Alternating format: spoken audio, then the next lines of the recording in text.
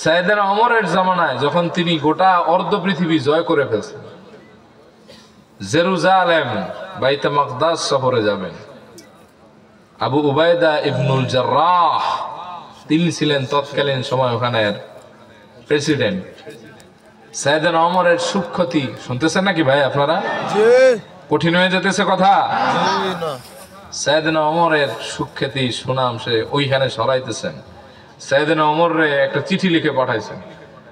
এই তারিখে দিমাশকের ভিতরে ইমাম ইবনে আসাকির ঘটনাটা সনদ সহ আনছেন। শুনতেছেন ভাই? আচ্ছা, এদিকে কারা যেন একটু বেশি বেশি কথা বলতেছে, বাচ্চারা দূরাইতেছে, এগুলি থামানো গেলে ভালো। সাইয়েদনা ওমরের অপেক্ষায় আমি সহজভাবে বলি, তাহলে বুঝবেন যে নিরহংকার কতটা ছিলেন তারা, আর আমাদের অহংকার কোন লেভেলের। সাইয়েদনা ওমর চিঠি পেয়ে মদিনা মুনাওয়ারা থেকে রওনা করছেন। তারিখে দিমাশক ইবনে আসাকির লিখেছেন, যেই জামা গায়ে দিয়ে বের হয়েছেন সেই জামার ভেতরে তালি ছিল 17টা। কয়টা? অর্ধজাহানের খলিফার জামার তালি কয়টা? আর আজকে যদি আমি ক্ষমতা পাই, কালকে এমন জামা পিন্দুম, এটা যে আমার গায়ে মানায় কি মানায় না ওটাও দেখবো না। ঠিক কিনা বলেন? সাইয়েদনা ওমর তার একজন দাসীকে নিয়ে রওনা হয়েছেন। দাসী বলতে দাস আর কি। সাইয়েদনা ওমর রাদিয়াল্লাহু তাআলা আনহু দেখতেছেন দূরের পথ, দুইজন যদি একসাথে ঘোড়ায় চড়েন বা উঠে চড়েন, ওই উট বা ঘোড়া চড়তে পারবে না, চলতে পারবে না। এজন্য সাইয়েদনা ওমর তার সঙ্গী সেই দাসকে বললেন যে আমরা দুইজন দুইজনের উপরে ইহসান করব, অর্ধেক পথ তুমি টেনে নিবা আর অর্ধেক পথ আমি তোমারে টেনে নিব। সাইয়েদনা ওমর রাদিয়াল্লাহু তাআলা আনহু প্রথম অর্ধেক ওই উট বা ঘোড়ার উপরে বসা ছিলেন। তার যে দাস গোলাম, সে উটের রশি টেনে টেনে অর্ধেক পর্যন্ত গেছেন। এখন সাইয়েদনা ওমরের পাল্লায় পড়ছেন পরবর্তী অর্ধেক। আগেই তো ইনসাফের কথা বলছেন। সাইয়েদনা ওমর রাদিয়াল্লাহু তাআলা আনহু, এই কথা বলেন না বাবা, সাইয়েদনা ওমর রাদিয়াল্লাহু তাআলা আনহু বাকি অর্ধেক তার গোলাম রে, দাস রে উটের পিঠে সাওয়ার করায় টানতে টানতে একেবারে সেই বাইতে মাকদাস জেরুজালেমে নিয়ে গেছেন, ফিলিস্তিন। সুবহানাল্লাহ কইবেন না? আবু উবাইদা ইবনুল জাররাহ ফুলের মালা নিয়া সংবর্ধনা দেওয়ার জন্য শহরবাসীদেরকে নিয়ে শহরের প্রধান তরুণের কাছে দাঁড়ায় আছেন।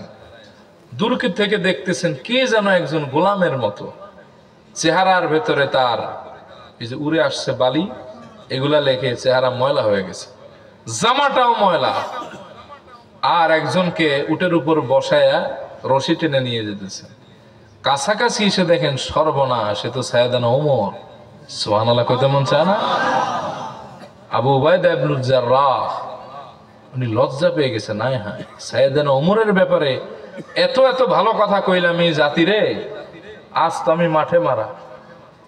কি কন? এত সম্মানের কথা বললাম, অর্ধজাহানের খলিফা আসছে 17টা তালি মারা এক জামা গায়ে দিয়া, তা আবার গোলাম রে উটের পিঠে বসায় রশি নিদে নিদে টানতে। তাহলে মানিজ্যতার কিছু থাকে?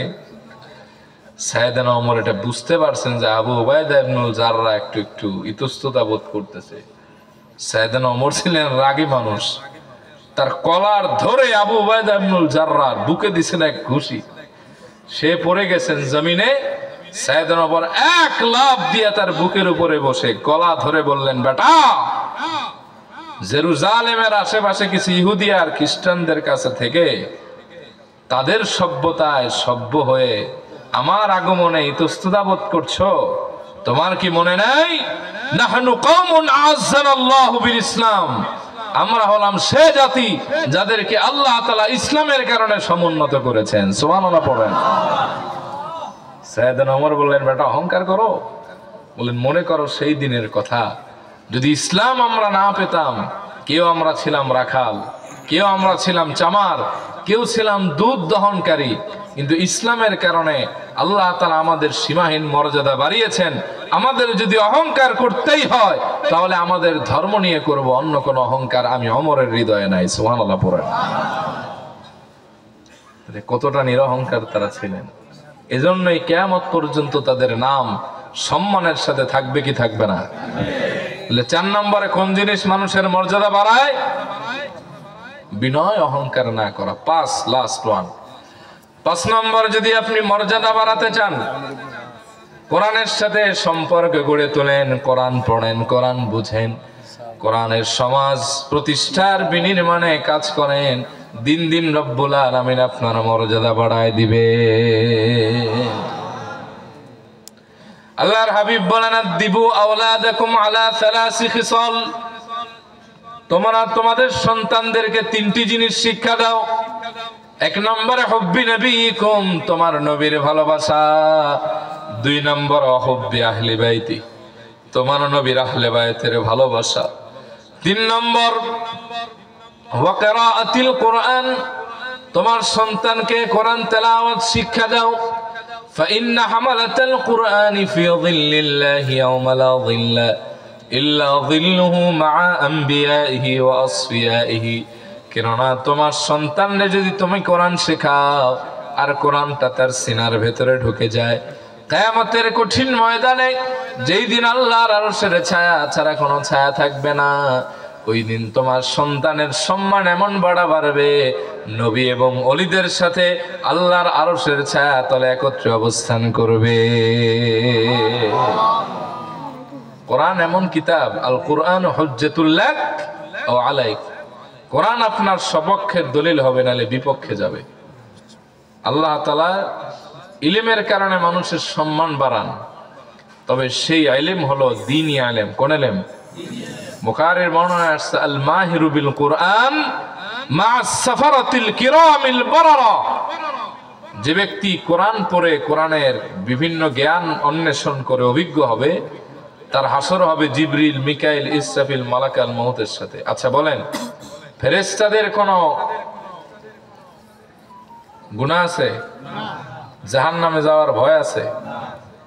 তাদের কোনো হিসাব আছে? তাহলে বোঝা যায় ফেরেশতার সাথে যার হাসর হবে সে নিরাপদে আল্লাহর জান্নাতে বিনা হিসেবে চলে যাবে। সুবহানাল্লাহ পড়েন। তাহলে কোরআনে অভিজ্ঞ হবেন, কোরআন পড়বেন। ধরেন এটা একটা কাগজের টুকরা, কাপড়ের, এটা দোকানে পড়েছিল, এটার কোনো দাম নাই। যখন কোরআন শরীফের একটা গিলাফ বানানো হয়েছে, কোরআন শরীফটাও মানুষ উঁচা জায়গায় রাখে, এই কাপড়টারও উঁচা জায়গায় রাখে, ঠিক না? একটা কাঠের টুকরা, এটা ফেলে দেওয়া ছিল, রেহাল বানানোর পরেও দোকানে এটার ভিতরে ময়লার ভিতরে পড়েছিল। যেই দিন থেকে আল্লাহর কোরআনের সাথে লাগে, মানুষ কোরআন শরীফের একটা চুমা খাইলে ওই রেহালটারও একটা চুমা খায়। তাহলে একটা কাঠের টুকরা, কাপড়ের টুকরা যদি কোরআন কারিমের সাথে লাগার কারণে দাম বাড়ে, যে ব্যক্তি কোরআন পড়বে, কোরআন বুঝবে, কোরআন মানবে, কোরআনের সাথে, কোরআনওয়ালাদের সাথে হৃদয়ের সম্পর্ক রাখবে, ওই ব্যক্তির মর্যাদাও আল্লাহ তাআলা বাড়ায় দিবেন। রাজি আছেন? আপনাদের একটা হাদিস শোনাই মুসনাদে বাজ্জারের। আপনি নিজে পারলে কোরআন পড়েন, না পারলে সন্তানরে পড়ান। নিজে হাফেজ হন, নাহলে সন্তান নাতি নাতকুর হাফেজ বানান, লাভ আছে। মনে করেন বাংলাদেশের বর্তমানে প্রধান উপদেষ্টার নাম কি? ডক্টর মোহাম্মদ ইউনূস সাহেব। আচ্ছা, সে যদি বলে যে আমি অমুক শিল্পীর গান ভালোবাসি, দেখবেন 1 মাস পর্যন্ত খালি ওই নিউজের ঠেলায় ফেসবুকে ঢুকতে পারবেন না। এমনি হিরো আলম, জায়েদ খানগো যন্ত্রণায় আমরা যেই যন্ত্রণায় আছি, কি খন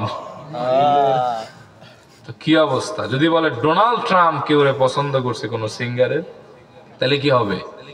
মুসনাদে বাজ্জারের হাদিস, হাসান রিওয়ায়াতের বর্ণনা, যেই ব্যক্তি কোরআন শুদ্ধ করে পড়তে জানে, কি করে? আর সে ব্যক্তি হক আদায় করে যখন কোরআন তেলাওয়াত করে, আল্লাহ তাআলা নিজে সেই কোরআন তেলাওয়াতকারীর তেলাওয়াত নিজে শ্রবণ করতে থাকেন। সুবহানাল্লাহ বলেন। সুবহানাল্লাহ। তাহলে কোরআন কি মানুষের মর্যাদা বাড়ায় নাকি কমায়? হ্যাঁ, আল্লাহর হাবিব বলেছেন, ইকরাউল কুরআন ফাইন্নাহু ইয়াতি ইয়াউমাল কিয়ামাতি শাফিআন লিআসহাবি, তোমরা বেশি বেশি কোরআন পড়ো, কোরআন তার পাঠকের জন্য শাফাআত করবে। আমার অনেকগুলি হাদিস মুখস্থ, আর বাড়াইলাম না, তবে শেষ যে কথা আমি আপনাকে বলবো সেটা হলো, কোরআন এটা হচ্ছে নূর। এটা যদি আপনি আপনার সঙ্গী বানান, কবরে এটা আপনাকে আলোকিত করবে, হাসরে আপনার নাজাতের ওসিলা হবে, আর কোরআন জান্নাতে আপনার মর্যাদাকে বুলন্দ করবে। সুবহানাল্লাহ। কোরআনের সাথে থাকতে রাজি আছেন? ইনশাআল্লাহ। যারা পারেন না পড়বেন, যারা পারেন তারা পড়বেন, যারা শুদ্ধ পারেন না শুদ্ধ শিখবেন, ইনশাআল্লাহ। আর যারা সবটাই ঠিক আছে বেশি বেশি কোরআন বোঝার চেষ্টা করবেন। আল্লাহ আমলের তৌফিক দান করুক, বলি আমিন। আল্লাহুম্মা আমিন। ওয়া আখিরু দাওয়ানা আনিল হামদুলিল্লাহি রাব্বিল আলামিন। هذا ما عندي والعلم عند الله عليه توكلت وإليه أنيب، أستغفر الله لي ولكم وأتوب إليه.